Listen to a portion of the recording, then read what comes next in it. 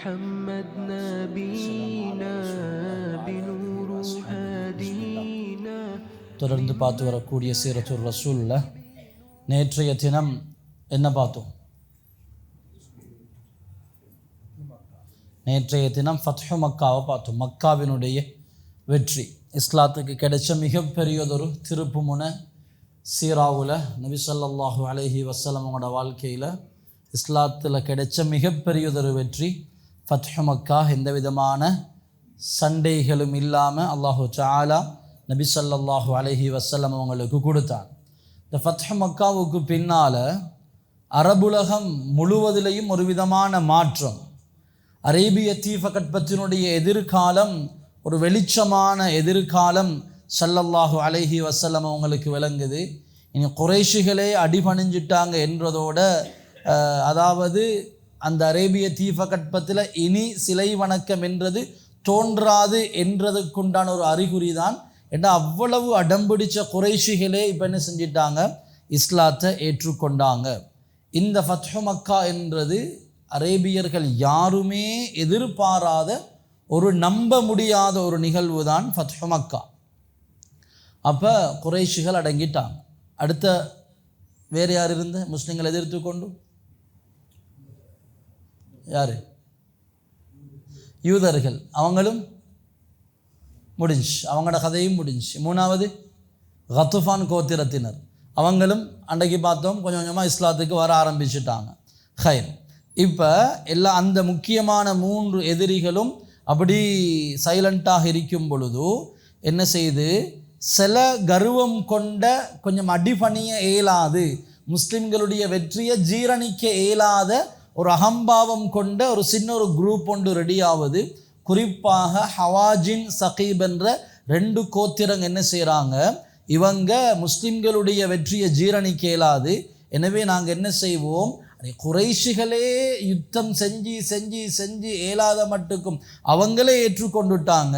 ஆனால் ஹவாஜின் சகீப் கோத்திரத்தினர்கள் என்ன செய்கிறாங்க, மாலிக் இப்னு அவுஃப் என்பவன் என்ன செய்கிறான், அவனுடைய தலைமையில் அவன் கோத்திரம் எல்லாத்தையும் ஒன்று சேர்த்து நாங்கள் முஸ்லிம்களை அழிக்க போகிறோம் என்று சொல்லி கங்கணம் கட்டி கொண்டு மாலிக் இப்னு அவுஃப் என்பவன் என்ன செய்கிறான், எல்லா வீரர்களையும் அழைச்சி கொண்டு முஸ்லிம்களை தாக்குறதுக்கு வாரான்.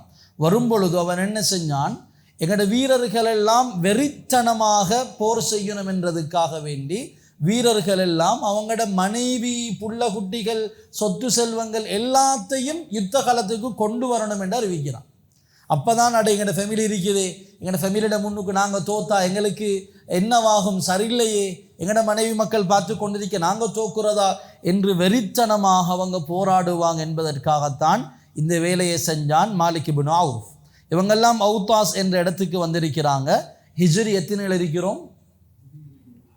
ஹிஜ்ரி 8. எந்த மாதம்? மாஷா அல்லாஹ், ரமலான் மாதம். நல்ல ஹிஜ்ரி 8 ரமலான் மாதம். ரசூலுல்லாஹ் வந்து ஃபத்ஹு மக்கா, மக்காவுடைய வெற்றி கிடைச்சது. ரமலான் முடிஞ்சு அடுத்தது ஷவ்வால் மாதம் 6வது நாள், ஷவ்வால் மாதம் 6வது நாள் சனிக்கிழமை ஸல்லல்லாஹு அலைஹி வஸல்லம் இந்த ஹவாஜின் சகீப் கோத்திரத்தினர் அடக்கிறதுக்கு 12,000 வீரர்களோட போகிறாங்க.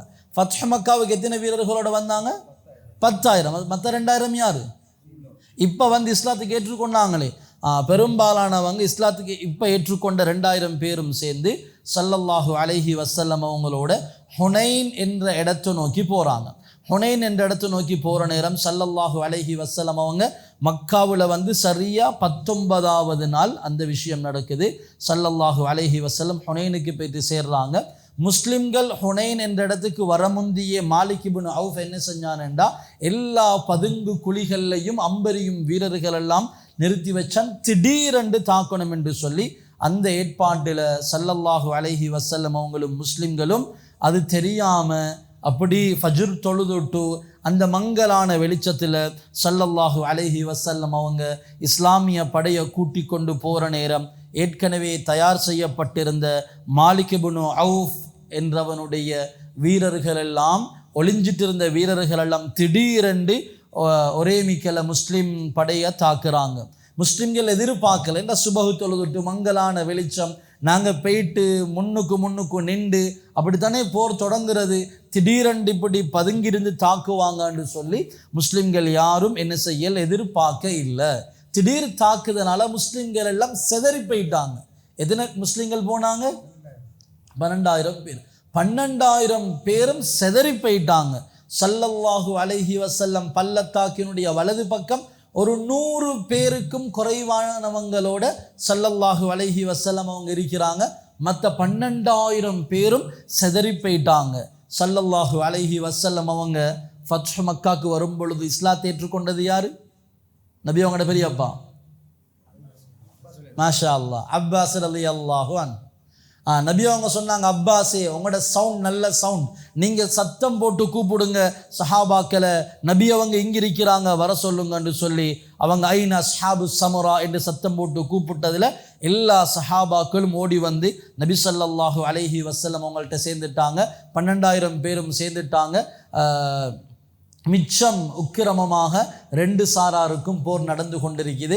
ஸல்லல்லாஹு அலைஹி வஸல்லம் ஒரு பிடி மண் எடுத்து ஸல்லல்லாஹு அலைஹி வஸல்லம் உங்களோட முகங்கள் எல்லாம் நாசமாக போகட்டும் என்று சொல்லி ஸல்லல்லாஹு அலைஹி வஸல்லம் மண்ணை தூவினாங்க. அல்லாஹ் அந்த மண் துகள்களை அந்த மாலிக் இப்னு அவுஃபுடைய தலைமையின் கீழ் வந்த எல்லாருடைய கண்கள்லையும் அல்லாஹு தஆலா அந்த மண் துகள்களை அல்லாஹு தஆலா கொண்டு போயிட்டு சேர்த்தான். இனி அவங்களுக்கு இதுக்கு மேலே தாக்கு பிடிக்க ஏலா. எல்லாரும் எடுத்தாங்க ஓட்டத்தை. ஒவ்வொரு கூட்டம் ஒவ்வொரு பக்கத்துக்கு ஓடினாங்க. ஆனால் அதிகமானவங்க ஓடினது தாயிஃப். எங்கே ஓடினாங்க? தாயிஃபுக்கு ஓடினாங்க. இப்போ அவங்க எல்லாத்தையும் கொண்டு வந்ததே, மனைவி மக்கள், புள்ள குட்டி, சொத்து செல்வங்கள், தங்கம் வெள்ளிகள் எல்லாத்தையும் கொண்டு வந்தேன். ஏண்டா இதெல்லாம் வச்சு கண்முன்னுக்கு வச்சு நாங்கள் தோத்தா இதெல்லாம் இழந்துடுவோம் என்று வெறித்தனமாக சண்டை பிடிக்கணும் என்று எல்லாத்தையும் விட்டுட்டு எடுத்தாங்க ஓட்டத்தை. அதிகமான மக்கள் போயிட்டு சேர்ந்தாங்க தாயிஃபுக்கு. இப்போ அவங்க விட்டுட்டு போனதுக்கெல்லாம் என்ன பெயர் சொல்கிற யுத்தத்தில்? கனீமத். ஸல்லல்லாஹு அலைஹி வஸல்லம் எல்லாத்தையும் திரட்டினாங்க. எந்த அளவுக்கு கனீமத்துண்டா 6,000 அடிமைகள். அதில் அவங்க கூட்டிட்டு வந்த மனைவி மக்கள் புள்ள குட்டிகள் எல்லாம் எத்தனை பேர்? 6,000 அடிமைகள். ஒட்டகங்கள் 24,000 ஒட்டகங்கள். சுபஹானல்லாஹ், 24,000 ஒட்டகங்கள், 40,000க்கு மேற்பட்ட ஆடுகள், 4,000 ஊக்கியா வெள்ளிக்காசுகள் என்று எக்கச்சக்கமான கனிமத்துகள் முஸ்லிம்களுக்கு கிடைக்கிது. ஸல்லல்லாஹு அலைஹி வஸல்லம் இதுதான் சந்தர்ப்பம் என்று எடுத்துடனே பங்கு வைக்கல. எல்லாத்தையும் ஸல்லல்லாஹு அலைஹி வஸல்லம் ஒன்று திரட்டி ஒரு இடத்துல வச்சு போட்டு அதுக்கு பாதுகாப்பாக ஒருத்தரை நியமிச்சுட்டு போனாங்க தாயிஃபுக்கு. தாயிஃபுக்கு போனால் தாயிஃபில் அவங்களோட கோட்டைகளுக்குள்ளால் புகுந்து கொண்டு வெளியில் வரல. ஸல்லல்லாஹு அலைஹி வஸல்லம் அவங்களும் முஸ்லிம்களும் வெளியிலிருந்து அவங்க உள்ளுக்கிருந்து அம்பெறிவதும் அதோட அந்த இரும்பு கொக்கிகளால் கோட்டைக்குள்ளிருந்து கோட்டைக்கு வெளியில் உள்ள முஸ்லிம்களை அடித்து கொண்டிருக்கிறாங்க. இப்படியே போகுது. மிச்ச நாள் அவங்க கோட்டையை வட்ட பண்ணி இருக்கிறாங்க. நபி அவங்க பார்த்து அவங்க வெளியில் வர மாதிரியும் இல்லை. என்ன நடக்க போகுதோ? ஸல்லல்லாஹு அலைஹி வஸல்லம் அந்த டைமில் தான் சொன்னாங்க, இவங்களோட கோட்டைக்கு வெளியில் இருக்கிற இந்த திராட்சை மரங்கள், கிரேப்ஸ் மரங்கள் எல்லாம் வெட்டிவிடுங்க. பொதுவாக நபியவங்க சொல்லுவாங்க, யுத்தத்துக்கு போகிற நேரம் மரங்களை வெட்டவானம் என்றுவாங்க. அது பொதுவான ஸல்லல்லாஹு அலைஹி வஸல்லம் அவங்க யுத்தத்துக்கு போகிறவங்களுக்கு சொல்கிற அட்வைஸ் தான் மரங்களை வெட்டவானம், மரம் செடி கொடிகளை வெட்டவானம். ஸல்லல்லாஹு அலைஹி வஸல்லம் இனி வழி இல்லை என்றதுனால வெட்டினாங்க. இப்போ கோட்டைக்குள்ளிருந்து அவங்க கேட்குறாங்க, எங்களோட உறவுகளை முன் வச்சு கேட்குறோம், அல்லாவை முன் வச்சு கேட்குறோம், தயவு செஞ்சு அதை மட்டும் வெட்டாதீங்க, நாங்கள் இனி உங்களுக்கு அடிக்கல. இப்போ ஸல்லல்லாஹு அலைஹி வஸல்லம் சொன்னாங்க, சரி பிரச்சனை இல்லை, ஆனால் யார் கோட்டையிலிருந்து வெளியாகி எங்கள்கிட்ட வந்து சேருவாரோ அவர் அடிமைப்படுத்தப்பட மாட்டார், அவர் சுதந்திரமாக விடுதலை செய்யப்படுவார் என்று அந்த நேரம் கோட்டைக்குள்ளுக்கு இருந்து 23 பேர் வெளியில் வாராங்க. 23 பேர் வெளியில் வாராங்க. அவங்க இஸ்லாத்தை ஏற்றுக்கொள்கிறாங்க, அவங்க சுதந்திரமாக விடப்படுறாங்க. அந்த 23ல் ஒரு ஆள் தான் அபூ பக்ரா ரலியல்லாஹு அன்ஹு. ஹதீஸில் வாசிக்கும் பொழுது வந்திருக்கும் அபூ பக்கர் இருக்குது, இன்னொன்று அபூ பக்ரான் இருக்குது. இது பிரிண்டிங் மிஸ்டேக்கோடு நாங்கள் யோசிச்சிருப்போம். அபூ பக்கர்ன்றது எல்லாருக்கும் தெரியும். அபூ பக்ரா ரதியல்லாஹு அன்ஹு என்ற ஒரு சஹாபி இருக்கிறாரு. அவங்களோட ஹதீஸ்களும் ஹதீஸ் கிதாபுகளில் வார. அப்போ இவங்க இந்த ஹுனைன் யுத்தத்தில் ஃபத்ஹு மக்காவுக்கு பின்னால் இஸ்லாத்தை ஏற்றுக்கொண்டவங்க. இப்போ வேற யாரும் வார மாதிரி இல்லை, ஸல்லல்லாஹு அலைஹி வஸல்லம் மஷூரா சஹாபாக்களோட. நாங்கள் ஒவ்வொரு யுத்தங்கள்லையும் பார்க்குறோம், நபி அவங்களுக்கு முழு அதிகாரம் இருக்கும். ஆனால் நபி அவங்க என்ன செய்ய மாட்டாங்க, முடிவெடுக்க மாட்டாங்க. அன்சாரிகளை கூப்பிடுவாங்க, உயர்மட்ட ஆலோசனை குழுக்களை கூப்பிடுவாங்க. ஸல்லல்லாஹு அலைஹி வஸல்லம் சஹாபாக்களோட மஷூரா செஞ்சாங்க. நாங்கள் இப்போ என்ன செய்வோம்? சஹாபாக்கள் சொன்னாங்க, யா ரசூலல்லாஹ், இவங்களை விட்டுட்டு போகிறதுனால பிரச்சனை இல்லை, இவங்க திருப்பி படை சேர்த்து அதொன்னும் செய்ய மாட்டாங்க, விட்டுட்டு போம், பிரச்சனை இல்லை என்று சொல்லி. இதன்படி நபி ஸல்லல்லாஹு அலைஹி வஸல்லம் என்ன செஞ்சாங்க, அவங்கள அப்படி விட்டுட்டு ஸல்லல்லாஹு அலைஹி வஸல்லம் கனிமத்துகள் சேர்த்து வைக்கப்பட்ட இடத்துக்கு ஜெஹரானாவுக்கு வந்தாங்க. வந்து ஒரு 10 நாள் வெயிட் பண்ணினாங்க. ஏன் வெயிட் பண்ணினாங்க? இன்னும் யாரும் சரி வருவாங்களே, வந்தால் இது அவங்களுக்கே கொடுத்து அனுப்பிடுவோம் என்று ஸல்லல்லாஹு அலைஹி வஸல்லம் 10 நாளாக என்ன செஞ்சாங்க, அந்த இடத்துல வெயிட் பண்ணினாங்க. ஆனால் அந்த இடத்துல யாரும் வரல. இப்போதான் ஸல்லல்லாஹு அலைஹி வஸல்லம் கனிமத்தை பிரிக்கிறாங்க. எத்தனை ஒட்டகங்கள்? 24,000. எத்தனை ஆடுகள்? 40,000க்கும் மேற்பட்ட ஆடுகள். நபி அவங்க கனிமத்தை பங்கு வைக்கும் பொழுது இந்த படையில் எத்தனை பேர் வந்த? 12,000. அதில் 2,000 யாரு? பெரும்பாலும் ஃபத்ஹு மக்காவில் வந்து இஸ்லாத்தை ஏற்றுக்கொண்டவங்க. இதில் யார் இருக்கிறாரு? அபூ சுஃபியானும் இருக்கிறார். ஸல்லல்லாஹு அலைஹி வஸல்லம் என்ன செஞ்சாங்க, அபூ சுஃபியானுக்கு நபி அவங்க என்ன செஞ்சாங்க, அபூ சுஃபியானுக்கு கொடுத்தாங்க, உங்களுக்கு 40 ஊக்கியா வெள்ளியும் 100 ஒட்டகமும். அபூ சுஃபியான் கேட்டார், அல்லாஹ்வுடைய தூதரே, என் மகன் யசீதுக்கு இந்தாங்க பிடிங்க, அவருக்கும் 100 ஒட்டகம். திருப்ப கேட்டார் அபூ சுஃபியான், யா ரசூலல்லாஹ், என் மகன் முஆவியாக்கு இந்தாங்க, அவருக்கும் 100 கொடுத்தாங்க ஸல்லல்லாஹு அலைஹி வஸல்லம்.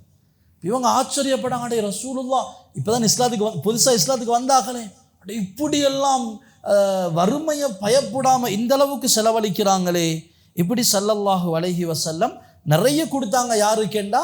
புதுசாக இஸ்லாத்துக்கு வந்தவங்களுக்கு, அவங்களுக்கு தான் நிறைய கொடுத்தாங்க. சஃப்வான் இப்னு உமையாவுக்கு 100 ஒட்டகம், திருப்ப 100 300 கொடுத்தாங்க. இப்படி ஸல்லல்லாஹு அலைஹி வஸல்லம் அவங்க புதுசாக இஸ்லாத்துக்கு வந்தவங்களுக்கு நிறைய கொடுக்குறாங்க. இது ஒரு அரசியல் காரணத்தை வச்சு அல்லது அவங்களுடைய இஸ்லாத்துடைய அந்த ஸ்தீரணத்தை உறுதிப்படுத்துறதுக்காக ஸல்லல்லாஹு அலைஹி வஸல்லம் கொடுக்குறாங்க. ஆனால் அன்சாரிகளில் ஒரு குரூப்புள்ளுக்கு கொஞ்சம் பேச்சுவார்த்தை போகுது. ரசூலுல்லாஹ் அவங்களோட குடும்பத்தை பார்த்து கொடுக்குறாங்களே, இப்படி மனிதன் தானே, நாங்கள்லாம் இஸ்லாத்துக்கு எவ்வளோ காலமாக பாடுபட்டு இஸ்லாத்தை வளர்த்து இந்த லெவலுக்கு கொண்டு வச்சிருக்கிறோம், புதுசாக இன்றைக்கு நேற்று இஸ்லாத்துக்கு வந்தாக்களுக்கு ரசூலுல்லாஹ் அள்ளி கொடுக்குறாங்களே, அப்போ நாங்கள் இவ்வளோ காலம் பாடுபட்டதில் அர்த்தம் இல்லையே. ஸல்லல்லாஹு அலைஹி வஸல்லம் அவங்கள்ட்ட ஒரு சஹாபி வந்து இதை முறைப்பாடு செய்கிற, யா ரசூலல்லாஹ், கொஞ்சம் நிலைமை, கொஞ்சம் பேச்சுவார்த்தைகள் கொஞ்சம் சரியில்லை என்று. ஸல்லல்லாஹு அலைஹி, எல்லா அன்சாரிகளும் இல்லை, ஒரு குறிப்பிட்ட சாரார் ஸல்லல்லாஹு அலைஹி வஸல்லம் அவங்கள கூப்பிட்டாங்க. அவங்களெல்லாம் ஒரு இடத்துல ஒன்று சேருங்க. நபி ஸல்லல்லாஹு அலைஹி வஸல்லம் அல்லாஹ்வை புகழ்ந்துட்டு சொன்னாங்க, ஏ அன்சாரிகளே, நான் வரல என்றால் நீங்கள்லாம் வழிகேட்டில் தானே இருந்திருப்பீங்க, நீங்கள்லாம் வழிகேட்டில் இருந்தீங்க. அல்லாஹ் என்ன காரணமாக வச்சு உங்களுக்கு அல்லாஹ் இஸ்லாத்தை தரலை, எவ்வளோ பியோவான புனிதமான மார்க்கத்தை தரலையா? நீங்களெல்லாம் ஏழைகளாக இருந்தீங்க, என்னோட வந்த ஹைபரில் உங்களுக்கு நிறைய கிடைக்கல, அள்ளி தரலையா? நான் மற்ற யுத்தங்களில் கிடைச்ச கனிமத்தெல்லாம் உங்களுக்கு சரிசமமாக பங்கு பிரித்து தரலையா? நான் அதனால் நீங்கள் செல்வந்தராக இல்லையா? நான் மதீனாவுக்கு வரும் பொழுது அவுசும் ஹஸ்ரஜும் சண்டை பிடிச்சு கொண்டிருந்தீங்க, எதிரும் புதிருமாக இருந்தீங்க. நான் வந்ததுனால நீங்கள் எல்லாரும் சமாதானமாக சந்தோஷமாக அல்லாஹ் என்ன காரணமாக வச்சு அல்லாஹ் உங்களை ஒன்று சேர்க்கலையா?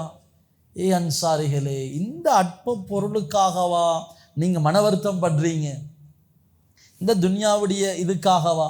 நபி அவங்க சொன்னாங்க, நீங்களெல்லாம் இஸ்லாத்தில் ஸ்ட்ராங்காக இருக்கிறீங்க, ஆனால் இவங்க இப்போ தான் வந்திருக்கிறாங்க. என்ன செய்யணும்? இவங்க இஸ்லாத்தை இன்னும் விஸ்தீரணப்படுத்தணும், விஸ்தீரணத்தன்மையாக்கணும் இவங்க இஸ்லாத்தை. எனவே தான் இவங்களுக்கு கூடுதலாக கொடுத்தேன் என்று சொல்லிட்டு நபியவங்க சொன்னாங்க, ஏ அன்சாரிகளே, இவங்கெல்லாம் வீட்டுக்கு ஆடையும் ஒட்டகத்தையும் இழுத்துட்டு போட்டும், ஆடையும் ஒட்டகத்தையும் கொண்டு போட்டும், நீங்கள் அல்லாஹ்வுடைய தூதரை கொண்டு போங்களே மதீனாவுக்கு. இவ்வளோ பரக்கத்தான மனிதன் நான் இருக்கேன், நீங்கள் என்ன கூட்டிகிட்டு போங்க. அவங்க ஆடு மாடு ஒட்டகத்தை கொண்டு போகட்டும், நீங்கள் அல்லாஹ்வுடைய தூதரை கொண்டு போங்க. அன்சாரிகளே, மக்கள் எல்லாரும் ஒரு வழியில் போக, அன்சாரிகள் இன்னொரு வழியில் போனால் நான் அன்சாரிகள்ட பக்கம்தான் வருவேன்.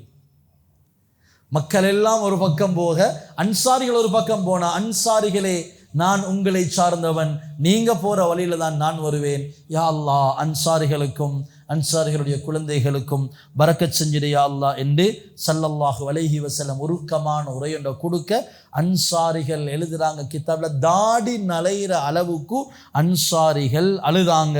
அழுதுட்டு ஸல்லல்லாஹு அலைஹி வஸல்லம் அவங்கள்ட்ட மன்னிப்பு கேட்டாங்க. யா ரசூலல்லாஹ், நீங்கள் எதை செஞ்சீங்களோ அதை தலைக்கு மேலே வச்சு நாங்கள் பொருந்தி கொண்டோம். இப்போ ஸல்லல்லாஹு அலைஹி வஸல்லம் கனிமத்தெல்லாம் பங்கு வச்சு முடிஞ்சு இஹ்ராம் அணிஞ்சு கொண்டு ஸல்லல்லாஹு அலைஹி வஸல்லம் மக்காவுக்கு போயிட்டு உம்ராவை முடிச்சுட்டு, மக்காவில் அத்தாப் இப்னு உஸைத் ரதியல்லாஹு அன்ஹு அவங்கள கவர்னராக நியமிச்சுட்டு ஸல்லல்லாஹு அலைஹி வஸல்லம் மீண்டும் எங்கே போகிறாங்க? மதீனாவுக்கே போகிறாங்க. அன்சாரிகள்கிட்ட சொன்னாங்களே, அன்சாரிகளே இது ஏண்ட ஊரெண்டு இருக்க மாட்டேன், வாழ்ந்தாலும் உங்களோட தான், மௌத்தாவினாலும் உங்களோட தான். அல்லாஹ் அந்த பாக்கியத்தை இன்னும் நபியுடைய அந்த உடம்ப மதீனாவுடைய மண் சுமந்திருக்குது. அல்லாஹ் கியாமம் வரைக்கும் அந்த மதீனாவை அல்லாஹ் கண்ணியப்படுத்தலையா அன்சாரிகள். எனவே ஸல்லல்லாஹு அலைஹி வஸல்லம் ஹிஜ்ரி 8 துல்காதா மாதம் 24வது நாள் ஸல்லல்லாஹு அலைஹி வஸல்லம் மதீனாவுக்கு போயிட்டு சேர்றாங்க. மதீனாவில் போனதுக்கு பின்னால் பல பக்கங்கள்ல இருந்தும் கூட்டமாக நான் நேற்று சொன்ன மாதிரி இஸ்லாத்தின் பக்கம் வாராங்க. ஒவ்வொரு நாடுகளிலிருந்தும் ஒவ்வொரு கூட்டமாக வந்து இஸ்லாத்தை ஏற்றுக்கொள்கிறாங்க. ஹிஜ்ரி 9 ஸல்லல்லாஹு அலைஹி வஸல்லம் இப்போ ஜக்காத் வசூலிக்கிறதுக்கு ஒவ்வொரு ஏரியாவுக்கு சஹாபாக்கள் அனுப்பினாங்க. ஜக்காத்துகளை வசூலிச்சுட்டு வாங்க. இப்போ முழு நிசப்தம், எந்த எதிரிகளும் இல்லை, முழு அரேபிய தீப கற்பத்திலையும் இல்லை, மதீனால மட்டும் இல்லை, மதீனா, மக்கா, தாயிஃப் அண்டு முழு அரேபிய தீப கற்பமும் நிம்மதி பெருமூச்சு, எந்த விதமான யுத்தம், சண்டைகள், சச்சரவுகள் இல்லை, ஒரு பீஸ்ஃபுல்லான ஒரு நிலைமையில் அரேபிய தீப கற்பம் இருக்கும் பொழுது இன்னும் ஒரு சக்தி தடமாறுது. எத்தனையத்தான் நடக்கிற இன்னொரு சக்தி தடமாறுது. அது அரேபிய தீப கற்பத்துக்கு உள்ளால் உள்ள சக்தி அல்ல. எந்த சக்தியா இருக்கும்? இல்லை, ரோமர்களோட நடந்த யுத்தம் என்ன? முஅத்தா. எத்தனாயிரம் முஸ்லிம்கள்? 3000 முஸ்லிம்கள். அவங்க 2 லட்சம். எந்த விதமான பெரும் சேதங்களும் இல்லாம முஸ்லிம்கள் வெற்றியோட திரும்பினாங்க. இதை இன்னும் அந்த ரோமர்களுக்கு சகிச்சு கொள்ள இயலாது. இப்படியே விட்டா ரோமையும் அவங்க ஆட்சி செஞ்சிருவாங்க, எனவே இவங்க விடக்கூடாது, குறைஷிகளையே பணிய வச்சு இஸ்லாத்தின் பக்கம் எடுத்துட்டாங்க. இப்படியே விட்டு சும்மா சைலண்டா இருந்தோமேண்டா நாளைக்கு ரோமையும் பிடிச்சி அவங்க ஆட்சி செய்ய தொடங்குவாங்க. எனவே நாங்கள் இதை சும்மா இருக்கக்கூடாது. நாங்கள் முஅத்தால தோத்ததுக்கு பின்னால் எங்களோட கட்டுப்பாட்டில் இருந்தவங்க எல்லாம் கொக்கரிக்க ஆரம்பிச்சுட்டாங்க. எங்களை பார்த்து வல்லரசாக இருந்தோம், எங்களோட ரெஸ்பெக்ட் குறைஞ்சிருச்சுது. எனவே இதுக்கு பதிலாக நாங்கள் என்ன செய்யணும்? முஸ்லிம்களோட நாங்கள் மீண்டும் மிகப்பெரியதொரு யுத்தம் செய்யணும் என்று சொல்லி ரோமர்கள் தயாராகுறாங்க. ஸல்லல்லாஹு அலைஹி வஸல்லம் அவங்களுக்கு இந்த செய்தி கேள்விப்படுவது அவங்க ஒரு அவமானமாக நினைச்சாங்க. அடே நாங்கள் முஅத்தால தோத்துட்டோமே என்ற ஒரு அவமானமாகவும், இது எங்கட ரோம் சாம்ராஜ்யத்தை நெருங்கி வரக்கூடிய ஒரு பெரிய ஆபத்தாகவும் நினைச்சாங்க. எனவே இப்படியே உற்றில்ல, நாங்கள் எப்படி சரி அழிச்சு முடிக்கிறோம் என்று சொல்லி இவங்க முடிவெடுத்து ரோமர்கள் அவங்களுக்கு துணையாக இன்னும் சில கோத்திரங்களையும் அவங்க சேர்த்து கொண்டாங்க. மதீனாவுக்கு செய்தி வருவது, மதீனாவில் இந்த ரோமர்களுடைய செய்தி ஒரு பெரிய ஒரு அச்சத்தை ஏற்படுத்திச்சு, பெரிய ஒரு தடமாட்டம் மதீனாவுக்கு. உமர் ரதியல்லாஹு அன்ஹு சொன்னாங்க, யார் சரி வந்து கொஞ்சம் ஸ்பீடாக கதவை தட்டினா திறந்துன்னு கேட்பாங்களாம், ஏன் ரோமர்களுடைய படம் வந்துருச்சுதா? எல்லாம் ஒரு சாதி தடமாட்டத்தில் இருக்கும் பொழுது ஸல்லல்லாஹு அலைஹி வஸல்லம் அன்றைக்கும் சொன்னேன், இக்கட்டான சந்தர்ப்பங்கள் நபி அவர்கள் தடமாற மாட்டாங்க, கலபலையாக மாட்டாங்க. அவங்க கொஞ்சம் சைலண்டாகி ஆழமாக யோசித்து சரியான முடிவு எடுப்பாங்க. ஸல்லல்லாஹு அலைஹி வஸல்லம் யோசிச்சாங்க, ரோமர்களும் கஸானியர்களும் வாராங்க, மதீனாவை நோக்கி வராங்க. இப்போ அவங்க வந்தால் நாங்கள் பேசாமல் பதுங்கி இருந்தாலும் ஆபத்து, எல்லாத்தையும் அடித்து மதீனாவை நொறுக்கிட்டு போயிட்டுருவாங்க. இவ்வளவு காலம் பட்ட கஷ்டமெல்லாம் வீணாக போய்த்துடும். இவ்வளோ கஷ்டப்பட்டு குறைஷியர்களோட ஃபத்ஹ் மக்கா எல்லாம் வீணாக போய்த்துடும். அப்போ நாங்கள் அவங்களோட சைலண்ட்டாக இருக்கலாம். அவங்கள மதீனா உள்ளுக்கு எடுக்கவும் மேலாம். மதீனா உள்ளுக்கு எடுத்தால் பாதிப்பு கூட, எல்லாருக்கும் பாதிப்பு கூட. எனவே ஸல்லல்லாஹு அலைஹி வஸல்லம் மிச்ச நேரம் ஆழ்ந்த சிந்தனைக்கு பின்னால் முடிவெடுத்தாங்க, அவங்கள மதீனா உள்ளுக்கு எடுக்கலாம். இப்போ அவங்க வாரன்றாங்க தானே, வந்தால் மதீனாவுக்கு வருவாங்க. எனவே நாங்கள் என்ன செய்வோம், நாங்கள் வெளியாகி போவோம். எந்த இடம்? தபூக்குக்கு போவோம். இதுதான் தபூக் யுத்தம். நபி அவங்களோட கடைசி யுத்தம் இதுதான். நாங்கள் இப்போ தபூக் என்ற இடத்துக்கு போவோம். ஸல்லல்லாஹு அலைஹி வஸல்லம் முஸ்லிம்களுக்கு அறிவிப்பு செஞ்சாங்க. நாங்கள் பொதுவாக நபி அவங்க யுத்தம் ஒன்றுக்கு போகிற நேரம் இந்த இடத்துக்கு தான் போவோம் என்று தெளிவாக சொல்ல மாட்டாங்க. ஆனால் இதில் தெளிவாக சொல்லிட்டாங்க, நாங்கள் போகிறது தபூக் தான். ஏனென்றா இது அரேபிய தீபகற்பத்தையும் தாண்டி போகணுமே, மக்கா மதீனாவை தாண்டி போகணுமே. எனவே தூர பயணம், இது பெரியோர் ஆபத்தை நாங்கள் சந்திக்க போகிறோம். எனவே நாங்கள் தபூக்கு நோக்கி போகிறோம், முஸ்லிம்களே ரெடியாகுங்கன்னு சொல்லி ஸல்லல்லாஹு அலைஹி வஸல்லம் அறிவிப்பு செய்கிறாங்க. நபி அவங்களுக்கு இன்னொரு அச்சம் இருந்துச்சு. இன்னொரு கூட்டம் நயவஞ்சகர்கள் கூட்டம். யாருடைய தலைமையில்? இப்னு சலூல், உபை இப்னு சலூலுடைய தலைமையில். இப்போ ரோமர்கள் மதீனாவுக்கு வந்தால் இவங்க பின்னால் இருந்து வஞ்சகம் செய்வாங்க. எனவே மதீனா விட்டு போகிறது தான் சலாமத் என்று சொல்லி ஸல்லல்லாஹு அலைஹி வஸல்லம் முடிவெடுக்கிறாங்க. ஏனென்றால் அந்த முனாஃபிகீன்கள் ஒரு பள்ளி ஒன்று கட்டியிருந்தாங்க. பள்ளி ஒன்று என்னதுக்கு? அல்லாஹ்வை நெருங்கிறதுக்கு இல்லை, சூழ்ச்சி செய்கிறதுக்கு. யாருக்கு? முஸ்லிம்களுக்கு. பள்ளிண்டா பெருசாக விளங்காதே, வீட்டில் ஒன்று சேர்ந்த நபி அவங்க கண்டுபிடிச்சிடுவாங்களே. பள்ளி யார சூழலா நாங்கள் தொலை கட்டினோம், நபி அவங்க எத்தனையோ தடவை கூப்பிட்ட யார சூழலா இங்கே வந்து இமாமத் செய்யுங்களேன்னு. நபி அவங்க போவல்ல, நபி அவங்களுக்கு விஷயம் தெரியாத போவல்ல. அந்த பள்ளியில பேர் அல்லாஹ் குர்ஆன்ல சூரா தௌபால சொல்றானே, வல்லதீன தஹது மஸ்ஜிதன் திராரன், மஸ்ஜிது திரார். முனாஃபிகீன்கள் முஸ்லிம்களுக்கு எதிராக சூழ்ச்சி செய்ய கட்டின மஸ்ஜிது தான் மஸ்ஜிது திரார். அப்போ நபி அவங்க பார்த்தாங்க, இவங்க மதீனாவுக்கு வந்தால் முனாஃபிகீன்களும் துள்ளுவாங்க. ஸல்லல்லாஹு அலைஹி வஸல்லம் சொன்னாங்க, முஸ்லிம்களே ரெடியாகுங்க, நாங்கள் எங்கே போகிறோம்? நாங்கள் தபூக்குக்கு போகிறோம். ஆனால் அது ஒரு கஷ்டமான காலம். அதாவது இந்த தபூக்குடைய இந்த ஹிஜ்ரி 9 இந்த பகுதி கடுமையான வெயில். கடுமையான வெயில், சாதாரண வெயில் அல்ல, கடும் வெயில். முதலாவது பிரச்சனை. ரெண்டாவது பஞ்சம், வறட்சியான வருஷம். அது பஞ்சமும் கஷ்டமும் மதீனாவாசிகளுக்கு ரெண்டாவது காரணம். மூணாவது காரணம், டேட்ஸ் எல்லாம் அறுவடை செய்கிற காலம். எல்லாம் காய்ச்சி அது அது அப்படி கொலை கொலையாக தொங்கிட்டு இருக்குது. அதை அறுவடை செய்கிற காலம். இதை மிஸ் பண்ணிட்டு தபூக்ன்றது தூரம் போயிட்டு வந்தால் எல்லாம் அவிஞ்சு முடிஞ்சிடும். எனவே மூணாவது பிரச்சனை அறுவடை காலம். நாலாவது பிரச்சனை, போகிற இடமும் லேசிப்பட்ட தூரம் இல்லை, நியாயமான தூரம் போகணும். அஞ்சாவது காரணம், கரடு முரடான போகிற ரோடும் அவ்வளோ நல்லம் இல்லை. ஆறாவது காரணம், போகிறது சாதாரண மனிதனோட சண்டை பிடிக்க எல்லாம் வல்லரசு, ரோம் வல்லரசோட சண்டை பிடிக்க போகிறது. ஏழாவது பிரச்சனை, வாகனங்கள் நிறைய தேவைப்படும் போகிறதா இருந்து வாகன பிரச்சனை. ஒரு ரெண்டு பிரச்சனை இல்லை, முஸ்லிம்களுக்கு எத்தனை பிரச்சனை? தொடர் 7 பிரச்சனைகள். கடும் வெயில், சரியான பஞ்சம், வறட்சி, ஈச்சப்பழங்கள் அறுவடை செய்யும் காலம், போகிற இடம் ரொம்ப தூரம், கரடு முரடான பாதை, சண்டை பிடிக்கிறது ஜாம்பவான்களோட, போகிறதுக்கு வாகன ஏற்பாடுகள் தேவை. இந்த 7 காரணங்கள் இருந்ததனால நிறைய முஸ்லிம்கள் இன்வெஸ்ட் பண்ண வேண்டி இருந்துச்சு. ஸல்லல்லாஹு அலைஹி வஸல்லம் சொன்னாங்க, சஹாபாக்கள், சில சஹாபாக்கள் வந்தாங்க, யா ரசூலல்லாஹ் எங்கள்கிட்ட தாரத்துக்கெண்டா ஒன்றும் இல்லை யா ரசூலல்லாஹ், எங்களுக்கு மாசத்தில் கலந்து கொள்ள எங்களுக்கு என்னமாலும் வாகன ஏற்பாடு செய்கிறீங்களா என்று ஸல்லல்லாஹு அலைஹி வஸல்லம் அவங்கள்ட்ட வந்து சில சஹாபாக்கள் கேட்கும் பொழுது நபி அவங்க சொன்னாங்க, இல்லையே எனக்கிட்டையும் உங்களுக்கெல்லாம் வாகனம் ஏற்பாடு செஞ்சு உங்களை கூட்டிகிட்டு போகிறதுக்கு உண்டான ஏற்பாடுகள் இல்லையே என்று சொல்லும் பொழுது அந்த சஹாபாக்கள், அல்லாஹ் குர்ஆனில் சொல்கிறான், தஃபீது மினத் தம்இ ஹஸனன் அல்லா யஜிது மா யுன்ஃபிகுன். அட இதுக்கு செலவழிக்கிறதுக்கு ஒன்றும் இல்லையே எங்கள்கிட்ட என்று தஃபீது மினத் தம்இ கண்ணீர் வடிச்சு கொண்டு போனாங்க. அல்லாஹ் சூரா தௌபாவுல அல்லாஹ் சொல்றான். என்னதுக்கு கண்ணீர் வடிச்ச? பாவம் செஞ்சதுக்கு இல்லை. அட இதை செய்யறதுக்கு சான்ஸ் எங்களுக்கு சந்தர்ப்பம் அமைஞ்சும் எங்கள்கிட்ட கையில வசதி இல்லையே என்று கண்ணீர் வடிச்சு கொண்டு போனாங்க. மற்ற முஸ்லிம்கள் எல்லாம் ஏழுமான அளவு அள்ளி கொடுத்தாங்க.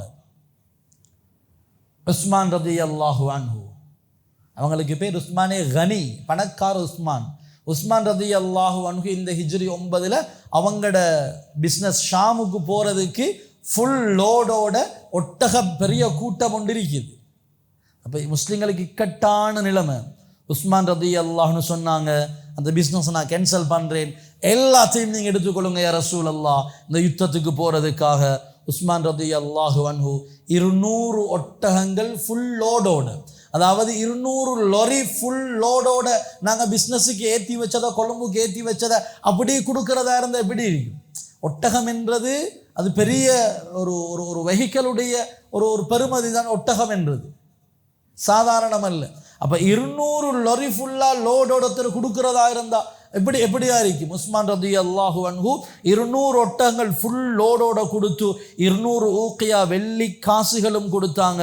அதுக்கு பின்னால இன்னும் 100 ஒட்டகங்கள் ஃபுல் லோடோட கொடுத்தாங்க. யா ரசூலல்லாஹ், இதெல்லாம் எடுத்துக்கொள்ளுங்க, இந்த தபூக் யுத்தத்துக்காக வேண்டி இன்னும் 1000 தங்க நாணயங்களையும் கொடுத்தாங்க. அதே நேரம் ஸல்லல்லாஹு அலைஹி வஸல்லம் துஆ செஞ்சாங்க, யா அல்லாஹ் மா தர்ர உஸ்மான் மா அமில பஅதல் யௌம். உஸ்மான் இவ்வளவு வீசி செலவழிக்கிறாரே, இவர் இதுக்கு பிறகு என்ன செஞ்சாலும் அவருடைய அமலுக்கு பாதிப்பு ஏற்படாது என்று சொல்லி ஸல்லல்லாஹு அலைஹி வஸல்லம் உஸ்மான் ரலியல்லாஹு அன்ஹு அவங்களுக்கு நன்மாராயம் சொன்னாங்க. அதுக்கு பிறகு முதல்ல உஸ்மான் ரலியல்லாஹு அன்ஹு இன்னும் 900 ஒட்டகங்களை கொடுத்தாங்க. யா ரசூலல்லாஹ், எல்லாத்தையும் பாவிச்சு கொள்ளுங்க. இன்னும் 900 ஒட்டகங்களையும் 100 குதிரைகளையும் கொடுத்தாங்க. இன்றைக்கு போட்டு பெருக்கி பார்த்தா கோடி கணக்கு கொடுத்திருக்கிறாங்க உஸ்மான் ரலியல்லாஹு அன்ஹு அவங்க. அப்துல் ரஹ்மான் இப்னு அவுஃப் ரலியல்லாஹு அன்ஹு 200 ஊக்கியா. உமர் ரலியல்லாஹு அன்ஹு இருந்த சொத்துல சரி பாதியை கொடுத்தாங்க. அபூபக்கர் ரலியல்லாஹு அன்ஹு முழு சொத்தையுமே கொடுத்தாங்க. ஏன்னா அந்த அளவுக்கு ஒரு முக்கியமான ஒரு யுத்தம் தான் இந்த யுத்தம். இந்த யுத்தம் யாரோட செய்ய போற? ரோமர்களோட, அந்த காலத்து ஜாம்பவான்களோட செய்ய போற. ஹிஜ்ரி 9 ரஜபுடைய மாதம் ஸல்லல்லாஹு அலைஹி வஸல்லம் தபூக்குக்கு போறாங்க. எத்தனை பேர்? 30,000 பேர். இதுல தான் கூட முஸ்லிம்கள். என்னதான் உஸ்மான் ரலியல்லாஹு அன்ஹு இறைச்சரைச்சு கொடுத்திருந்தாலும், என்னதான் ஹஸரத் அபூபக்கர் முழு சொத்தையும் கொடுத்தாலும் 30,000 பேர் போறதுனால வாகனம் போற. 30,000 பேர் போறதுனால வாகனம் போதாது. வாகன வசதி போதா, உணவு வசதி போதா. ஒரு ஒட்டகத்தில் 18 பேர் மாறி மாறி போகும். நான் சொன்னேன், ரொம்ப தூரம், கரடு முரடான பாதைகள். ஒரு ஒட்டகத்தில் 2 பேர் மாறி போறேன்னா 18 பேர் மாறி மாறி போற. ஒருத்தர் ஏறிப்பாரு, 17 பேர் நடந்து போரு. அவருக்கு அடுத்து இறங்கினா திருப்ப 17 பேர் போன போகிறது 18வது தான் அவருக்கு சான்ஸ் கிடைக்கும். இந்த யுத்தத்துக்கு போகும் பொழுது பெண்களும் என்ன செஞ்சாங்க? அவங்களோட மோதிரங்கள், காதுப்பு, கையில் கழுத்தில் உள்ளதெல்லாம் கழட்டி கொடுத்தாங்க. யா ரசூலல்லாஹ், இன்னாங்க இதையும் போடுங்க பெண்களும் கொடுத்தாங்க.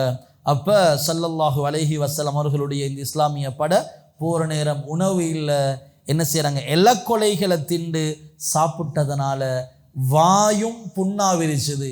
குடிக்க தண்ணியில் ஒட்டகத்தை அறுத்து, ஒட்டகத்துடைய அந்த குடல்ல ஒட்டகம் சேமித்து வச்சிருக்கக்கூடிய அந்த இறைப்பையில் இருக்கக்கூடிய தண்ணியை குடிக்கிற அளவுக்கு முஸ்லிம்கள் மிச்சம் கஷ்டப்பட்டு போகிறாங்க. இதனால தான் இந்த படைக்கு பேர் ஜெய்ஷுல் உஸ்ரா.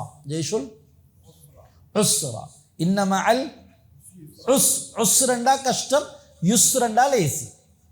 நபி அவங்க சொன்னாங்க ஜெய்ஷுல் உஸ்ரா, வறுமையுடைய படை என்று இந்த படைக்கு பேர் வந்துச்சு. ஹைர், இன்ஷா அல்லாஹ் தொடர்ந்து இந்த தபூக்குடைய யுத்தம் என்னாவிச்சுது என்றது இன்ஷா அல்லாஹ் நாளைய வகுப்பில் பார்ப்போம். 30,000 பேரோட போனாங்க, என்ன நடந்துச்சுது, வெற்றியா தோல்வியா, எந்த அளவுக்கு சேதங்கள் என்றதை இன்ஷா அல்லாஹ் நாளைய வகுப்பில் பார்த்து நாளைய தபூக் யுத்தத்தோடு சேர்த்து நபி அவங்களோட ஹஜ்ஜத்துல் வதாவை பார்ப்போம் இன்ஷா அல்லாஹ் நாளை மறுதினம். அன்பு நபியுடைய வஃபாத் இன்ஷா அல்லாஹ் பார்ப்போம். பரிபூரணமாக கலந்து கொண்டு அன்பு நபியுடைய வாழ்க்கையை சரியாக விளங்கி அந்த அன்பு நபியோடு அதிகம் முஹப்பத் வைக்கக்கூடிய சீதேவிகளாக அல்லாஹு ரப்புல் ஆலமீன் நம் அனைவரையும் பொருந்திக் கொள்வானாக.